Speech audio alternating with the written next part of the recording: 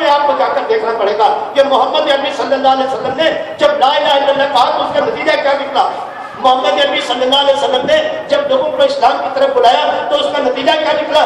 آپ کو یاد نہیں ہے کہ حضرت بلال کس طرح سے ریت کے اوپر گھسیٹا گیا؟ آپ کو یاد نہیں ہے کہ کس طرح سے خباب بن ارد کو آگ کے انگاروں کے اوپر لٹایا گیا؟ اور آپ کو یہ بات یاد نہیں ہے کہ آپ نے اس واقعے کو فراموش کر دیا؟ کیا آپ کی آنکھوں کے سامنے منظر نہیں ہے کہ ابو جہل نے کس طرح سے جا کر یاسر کو مارا؟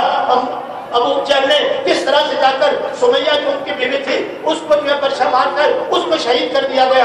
آپ کو سب کچھ معلوم ہے، آپ کو سب کچھ معلوم ہے، لیکن آپ پر تھوڑی سی مصیبت آتی ہے، کیا کریں یار، کیا کریں؟ ہم ان کا مقابلہ نہیں کر سکتے، ہاں تم ان کا مقابلہ نہیں کر سکتے، کیونکہ سینے میں ایمان ہوگا تو مقابلہ کرو گے۔ کیا کریں؟ ہمارے چھوٹے چھوٹے بچے ہیں، ہاں ان کے کوئی بچہ نہیں تھا، ہاں ہمارے بوڑھے ماں باپ ہیں وہ تو بغیر ماں باپ کے تھے، ہاں ہمارے مکان ہے ان کے پاس کوئی مکان ہی نہیں تھا، ان کے پاس مکان بھی تھا، ان کے پاس زمین بھی تھی، ان کے بچے بھی تھے، ان کی بیویاں بھی تھی، لیکن اس کے باوجود انہوں نے اسلام کا نام دیا اور اسلام کے لیے قربانیاں دی۔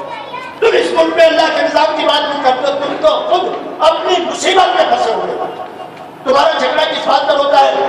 زمین کے اوپر، جائیداد کے اوپر، مکان کے اوپر۔ تمہارا جھگڑا کس بات کے اوپر ہے؟ لین دین کے اوپر۔ تمہاری لڑائی ہے تمہاری، لیکن مسجدوں پر قبضے کی لڑائی ہے، زمین پر قبضے کی لڑائی ہے، مدد پر قبضے کی لڑائی ہے۔ لڑائی ہے تمہاری، ہے لڑائی تمہاری۔ بتاؤ دعوے سے تم نے یہ سارے ہم جماعت اسلامی کے لوگ بھی بیٹھے ہیں، ہم یہ بھی چھٹی مانتے اپنی زبان میں، لیکن میں یہ بات کہتا ہوں، کوئی اٹھائے، سر اٹھا کر بتائے کہ یہ میرے سر کے اوپر پتھر مارا اس وجہ سے کہ میں نے کہا لا الہ الا اللہ، اللہ کے نظام کے علاوہ کوئی نظام نہیں چلے گا، اس وجہ سے